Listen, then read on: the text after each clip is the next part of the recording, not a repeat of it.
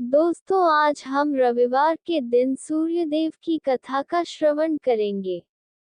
Video पसंद आए तो वीडियो को लाइक करें, शेयर करें और सब्सक्राइब कीजिएगा।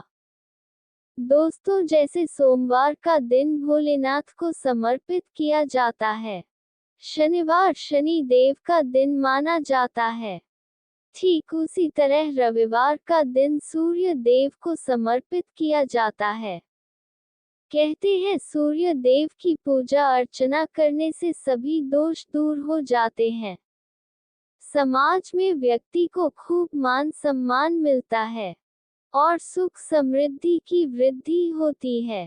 इसलिए सूर्य देव की पूजा के साथ साथ रविवार के दिन इस व्रत कथा को अवश्य श्रवण करना चाहिए। तो फिर आइए सुनते हैं रविवार व्रत कथा को। इस कथा के अनुसार प्राचीन काल में एक नगर में एक वृद्धा रहती थी। वह रविवार का व्रत किया करती थी। रविवार को नियम से घर आंगन को गोबर से लीपकर भोजन तैयार किया करती और सूर्य देव को भोग लगाने के बाद ही खुद भोजन करती थी। ऐसा व्रत करने से उनका घर धन धान्य से पूर्ण था। हरि की कृपा घर में किसी प्रकार का विग्रह या दुख नहीं होने देती थी। घर में सब कुछ आनंद मंगल था। इसी तरह कुछ दिन बीत जाने पर वो पड़ोसन जिसके गाय का गोबर वृद्धा लाया करती थी, वो विचार करने लगी कि ये वृद्धा हमेशा मेरी गाय का गोबर ले जाती है। ये सोचकर उसने अपनी गाय को घर के अंदर बांधना शुरू कर दिया।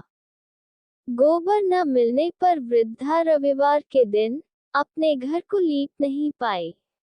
इसलिए न उन्होंने भोजन बनाया, न भगवान को भोग लगाया और न ही खुद भोजन किया।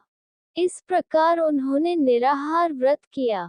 रात हो गई और वह भूखी ही सो गई। रात में भगवान ने उन्हें सपना दिया और भोजन न बनाने और भोग न लगाने का कारण पूछा। वृद्धा ने भगवान को बताया कि गोबर न मिलने के कारण वो भोजन नहीं बना सकी। तब भगवान ने कहा कि माता, हम तुमको ऐसी गाय देते हैं जिससे सभी इच्छाएं पूरी होती हैं। क्योंकि तुम हमेशा रविवार को गोबर से लीपकर भोजन बनाती हो और भोग लगाकर ही खुद भोजन करती हो, इससे मैं खुश होकर तुम्हें वरदान देता हूँ।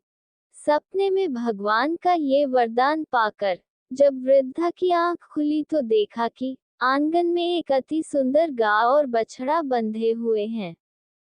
गाय और बछड़े को देखकर वह खुश हो जाती हैं और घर के बाहर बांध देती है और खाने को चारा डाल देती हैं। जब पड़ोसन ने वृद्धा के घर के बाहर अति सुंदर गाय और बछड़े को देखा तो द्वेष भावना से प्रेरित होकर उसका हृदय जल उठा।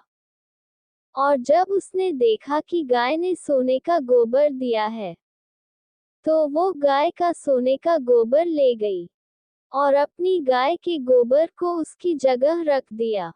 रोजाना वह ऐसा करती रही और सीधी सादी वृद्धा को कानो कान इसकी खबर तक नहीं होने दी। तब सर्वव्यापी ईश्वर ने सोचा कि चालाक पड़ोसन की वजह से वृद्धा ठगी जा रही है। तो उन्होंने शाम के समय अपनी माया से बड़े जोर की आंधी ला दी।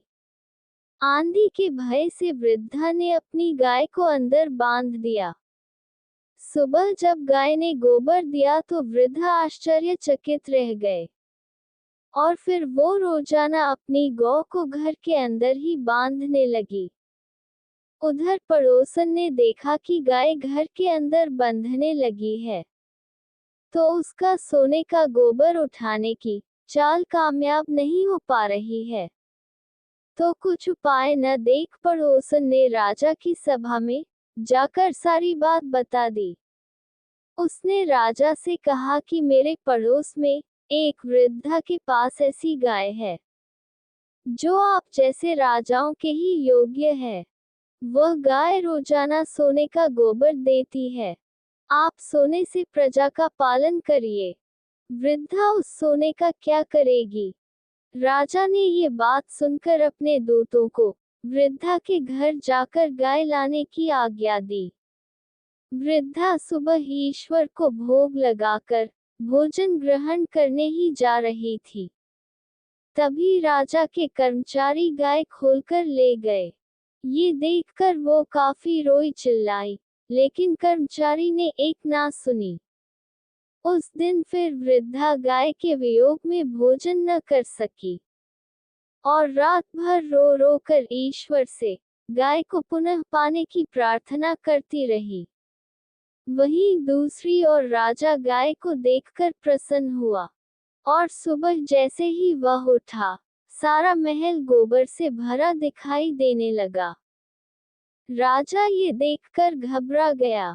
भगवान ने रात में राजा को स्वप्न में कहा था, है राजा, गाय वृद्धा को लौटा देने में ही तुम्हारी भलाई है, नहीं तो तेरा सारा धन नष्ट हो जाएगा।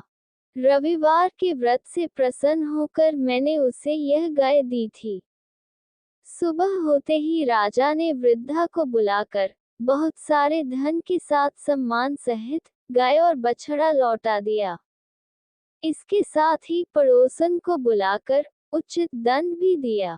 ऐसा करने से राजा के महल की गंदगी दूर हुई और उसी दिन राजा ने नगर वासियों को आदेश दिया कि अपनी समस्त मनोकामनाओं की पूर्ति के लिए रविवार का व्रत श्रद्धापूर्वक किया करें।